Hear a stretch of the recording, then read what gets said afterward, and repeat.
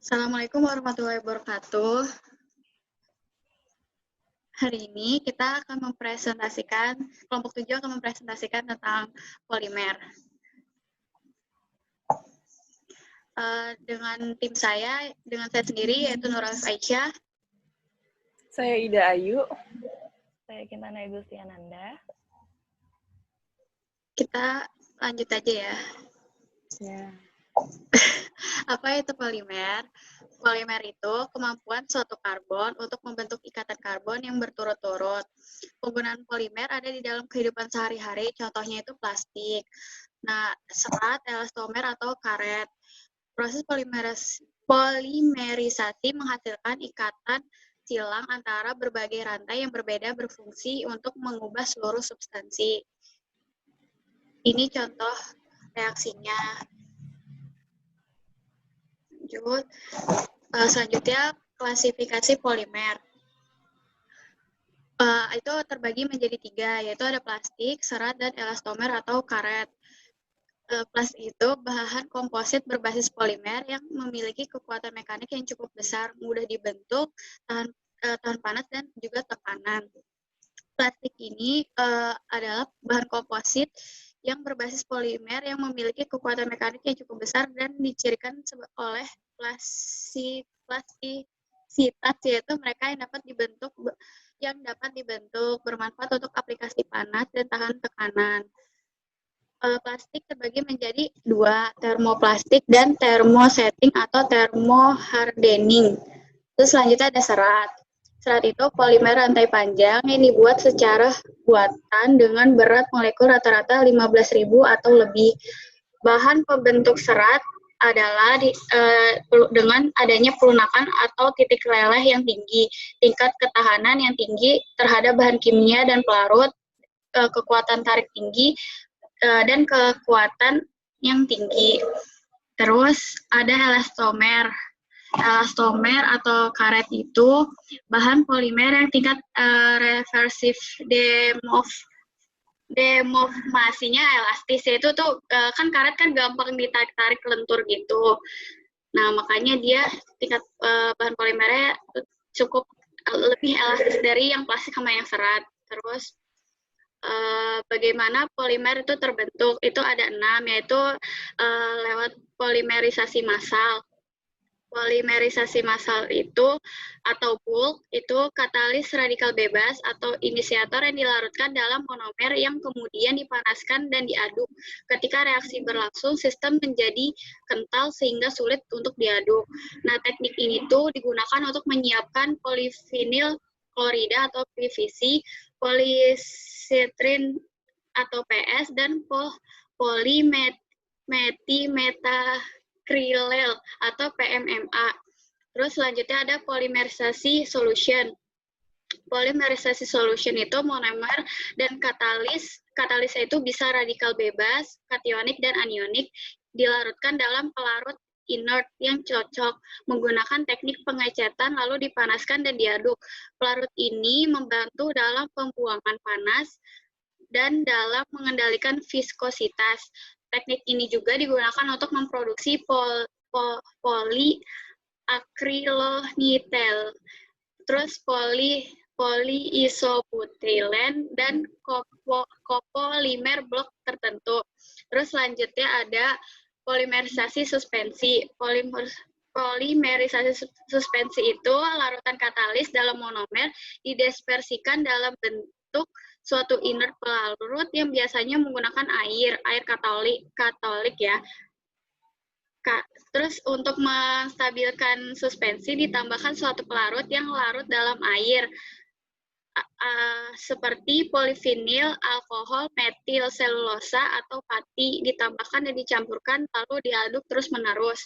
Teknik ini biasanya digunakan untuk memproduksi PVC, tadi yang PS, polisterin, dan kopolimer stirena di vinil benzin.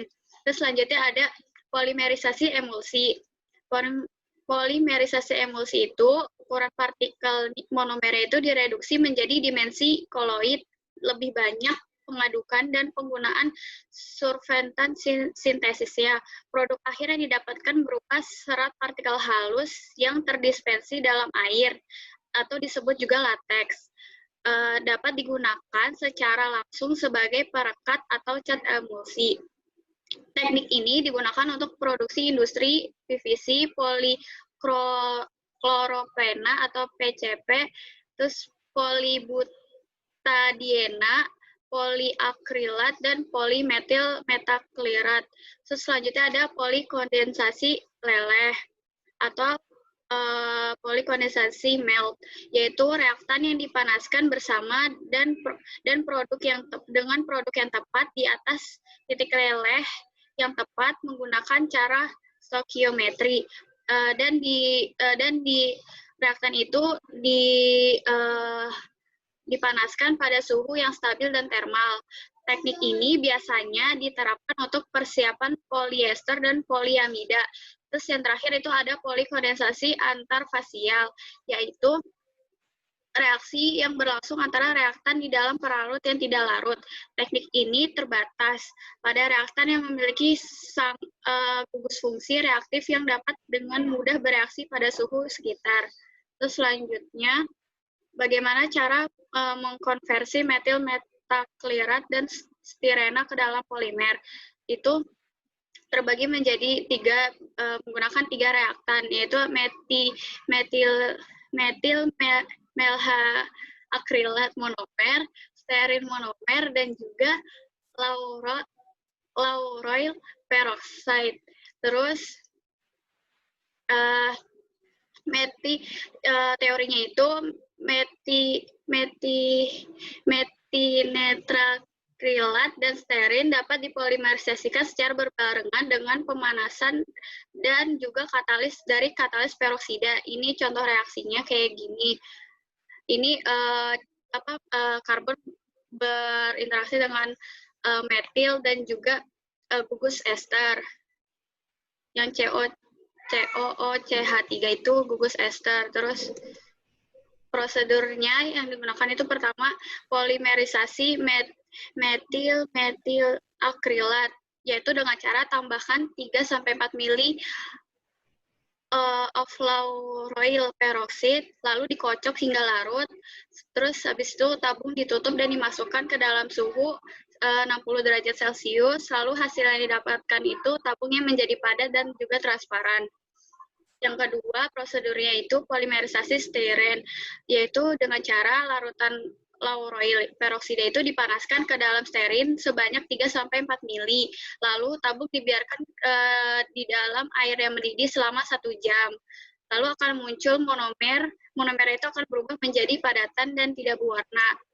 Terus pencegahannya itu yang pertama, percobaan sebaiknya dilakukan dalam lemari uap karena tuh monomernya itu kan takutnya beracun. Terus selanjutnya itu ada di monomernya itu sebaiknya didestilasi terlebih dahulu. Terus selanjutnya ada preparation of nilon 6,6 and nilon 6,10 and to draw them in the form of third. Itu menggunakan 3 reaktan, ada hexamethyl-bilel 1%, larutan adipoyl klorid 2%, dan larutan sebacoyl klorid 3%. Terus teorinya itu dalam memasukkan larutan diamin solution harus hati-hati. Selanjutnya larutan diamin solution dicampur dengan larutan diasid diklorida dalam pelarut organik, lalu reaktan berdifusi dan terjadi seperti reaksi berikut ini.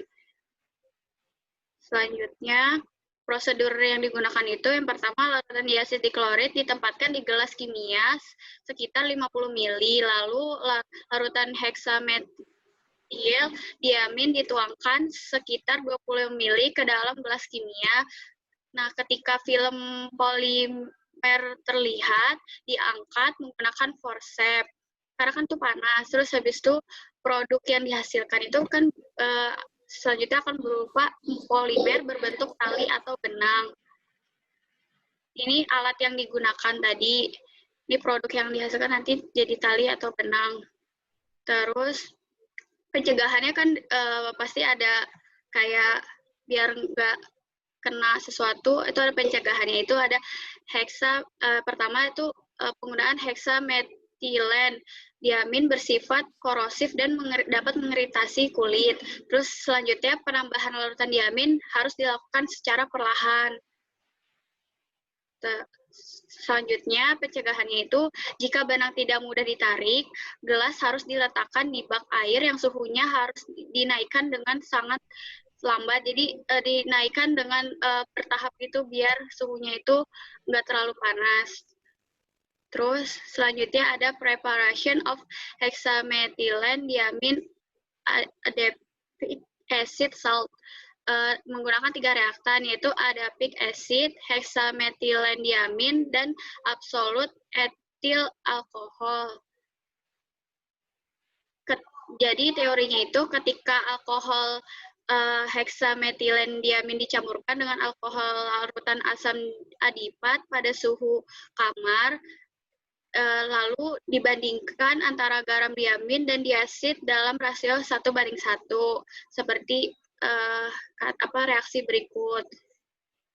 Selanjutnya, prosedur kerjanya itu menggunakan teknik kondensasional. Jadi teknik kondensasional dengan cara alkohol absolut ditambahkan sebanyak 55-60 ml ke dalam 7,3 gram asam adipat, lalu dimasukkan ke dalam lampu dan dipanaskan. Setelah itu didinginkan dan ditambahkan 5,9 sampai 6 gram heksametilen dianin terlarut ke dalam alkohol absolut dan didiamkan. Setelah itu dapat dipisahkan dengan alkohol absolut dan didinginkan. Terus untuk mengkristalkan ulang dengan cara garamnya itu dilarutkan lalu didinginkan dan juga disaring. Kemudian padatan dicuci dengan alkohol absolut yang dingin dan dikeringkan. Hasilnya adalah 12 gram MP dengan suhu 196 sampai 197 derajat Celcius. Terus cara pencegahannya yaitu kotak hexamethylenediamin dengan keterampilannya harus dihindari karena memang demikian korosif. Jadi senyawa hexametilen itu bersifat korosif, makanya harus hati-hati dalam menggunakannya. Selanjutnya kan dijelaskan oleh teman saya, Ida Ayu. Jadi polimer itu mempunyai berat molekular. Berikutnya. Nah, berat molekular ini bervariasi dari 10.000 hingga beberapa juta. Dan ini berkaitan dengan massa rantai dan juga seberapa jauh ikatan silang antara rantai. Seberapa jauh ikatan silang antara rantai ini juga tergantung atas konsentrasi selama polimerisasi dari monomer itu sendiri. Dan panjang rantai sesungguhnya itu tergantung juga dari kebetulan dari ketemuan antara monomer dan juga dari situs reaktif pada rantai. Dan beberapa rantai polimer akan lebih panjang daripada yang lainnya karena randomness ini. Okay.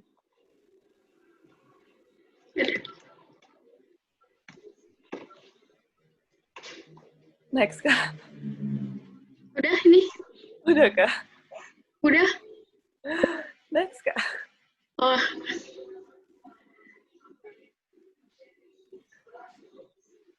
Oh, sebelumnya, Kak. Bukan? Berarti di aku lambat itunya. Udah. Oh, ini belum. Oke. Kemudian produk dari polimer itu sendiri juga bukan satu jenis saja, tapi merupakan campuran dari beberapa rantai dengan panjang yang berbeda, sehingga dengan panjang yang berbeda ini juga menghasilkan massa molekular yang berbeda. Jika massa molekuler ini dideterminasikan secara eksperimental, maka akan ada selalu ada rata-rata antara massa berat molekular dari molekular yang ada. Jadi ada 2, kira-kira rata-rata yang paling umum digunakan berdasarkan metode pengukuran, yaitu rata-rata angka dan juga rata-rata berat. Berikutnya, Kak.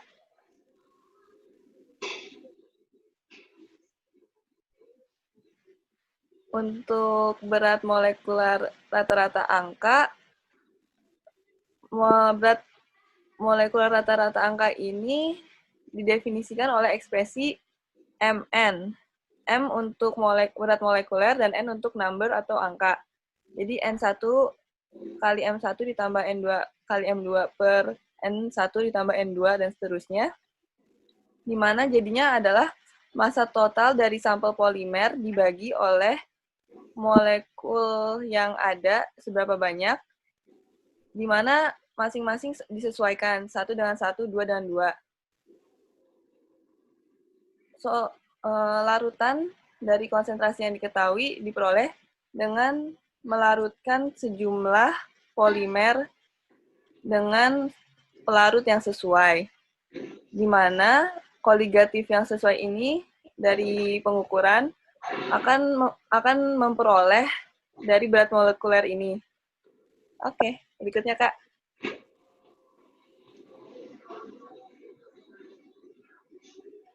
Kemudian berat molekuler untuk rata-rata berat.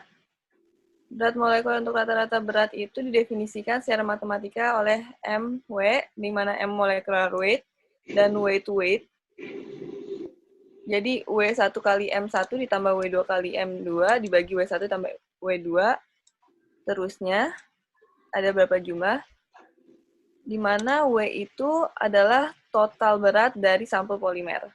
Berikutnya, Kak.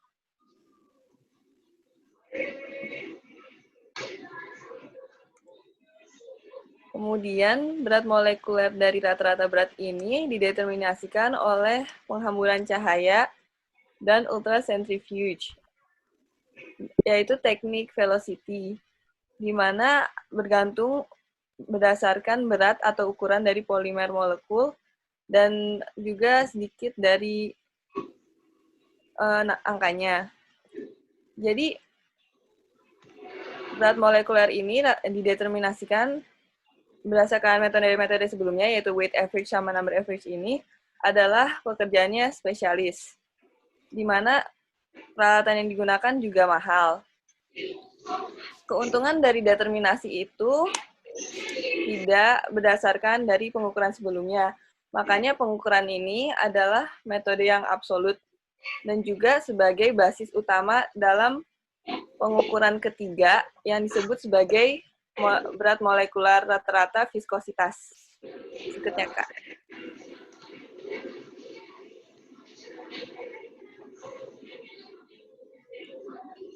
Kemudian ini yang sebelumnya disebut pengukuran berat molekuler berdasarkan viskometri.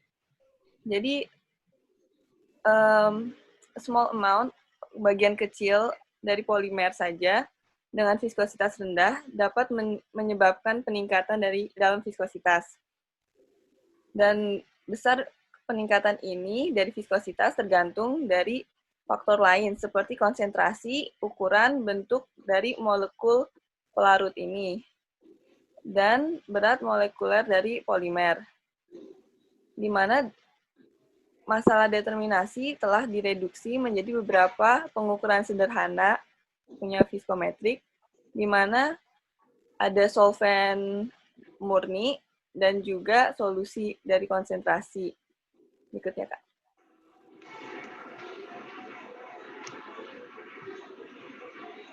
Ini ada μR atau rasio viscosity atau viskositas, di mana rasio ini adalah koefisien dari viskositas solusi atau larutan dan juga koefisien dari viskositas pelarut murni dalam temperatur yang sama. Jadi, viskositas relatif ini menjadi mu per S dibagi mu 0 atau O. Rho di sini juga adalah densitas dari polimer, di mana T adalah waktu penghabisan yang sesuai dengan volume yang telah dispesifikasi oleh dua ini melalui kapiler viskometer, dan juga waktu penghabisan yang panjang sekitar 200 detik. Ya, Kak.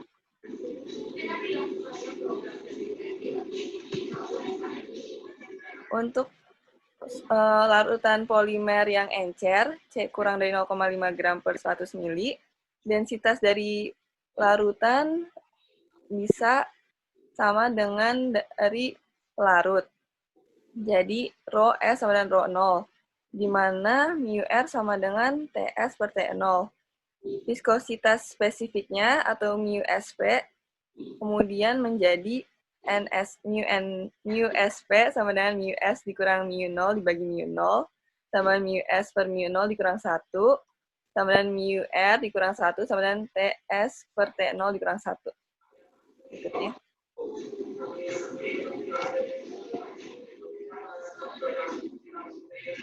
Rasio spesifik dari viskositas untuk larutan pada konsentrasi C diekspresikan dalam gram per 100 mili. Ini disebut sebagai angka dari viskositas atau viskositas spesifik yang terreduksi, atau secara sederhana juga bisa disebut viskositas reduksi. Yang dengan rumus itu ditulisnya mu red atau mu reduction. Mu red itu sama dengan mu SP dibagi C. Kemudian ada yang namanya intrinsik viskositas atau angka viskositas pembatas, di mana ini adalah nilai pembatas untuk viskositas reduksi. Berikutnya.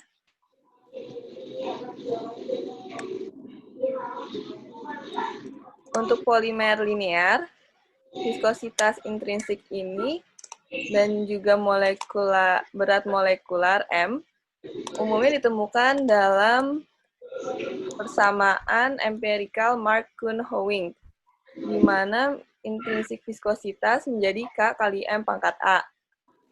K dan A adalah konstanta untuk polimer atau pelarut atau suhu sistem tertentu, di mana untuk kebanyakan sistem, A itu berada di antara 0,6 dan 0,8, dan K juga berada di antara 0,5 dan 5, di mana K ini dikali 10 pangkat 4. Oke. Berikutnya, Kak. Berat molekular ini untuk M kemudian bisa dihitung dengan rumus ini, di mana mu sama dengan K kali M pangkat A, dijadikan log mu sama dengan log K ditambah A log M sama dengan log mu dikurang log K dibagi A, dan akhirnya molecular weight atau M sama dengan anti-log dikali log mu dikurang log K dan dibagi A. Terima kasih. Selanjutnya dilanjutkan oleh Kak Kintan.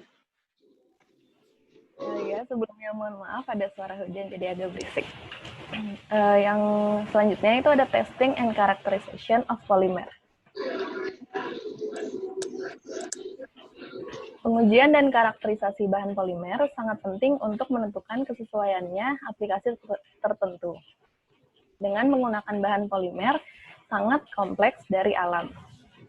Bobot molekulnya yang tinggi, inhomogenitas molekul, dan kelembaban kimianya seringkali menyulitkan identifikasi mereka, sehingga membutuhkan teknik khusus dan penggunaan metode analisis yang begitu canggih. Setelah itu, adanya bahan-bahan peracikan yang digunakan seperti plasticisator, zat penstabil, dan pengisi, atau yang mengubah sifat fisik produk tersebut.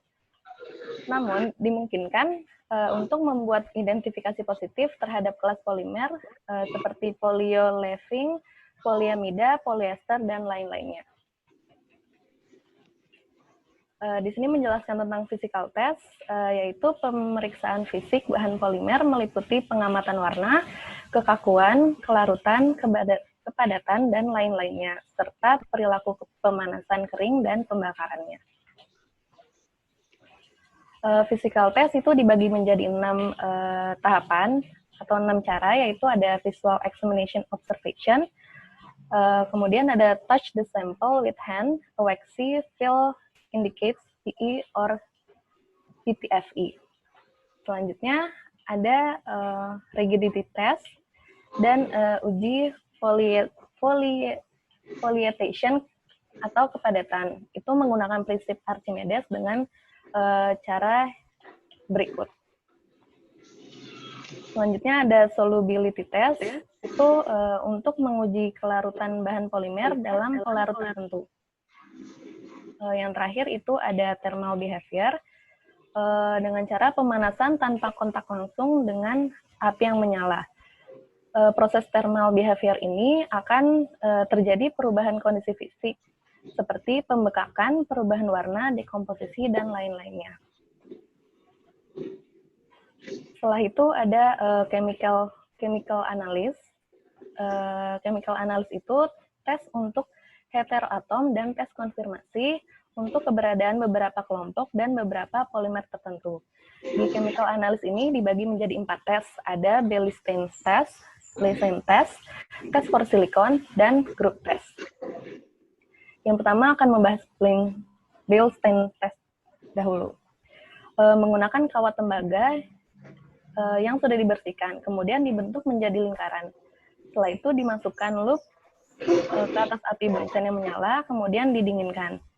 Dan letakkan bahan uji pada loop. Jika tidak adanya api yang berwarna hijau atau hijau kebiruan, maka mengkonfirmasi tidak adanya PVC, PCP, dan PTFE.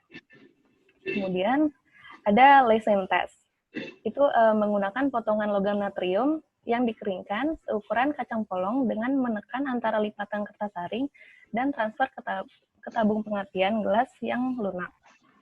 Kemudian dipanaskan dengan secara perlahan hingga natriumnya meleleh.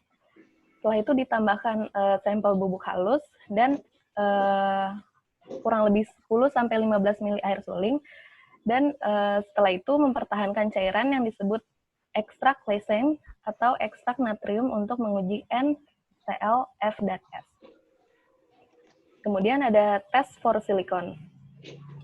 Menggunakan wadah nikel, menggunakan sampel 40 hingga 50 mg dengan 100 mg NaOH atau campurkan sekitar 100 mg natrium karbonat dan sekitar 10 mg natrium peroksida.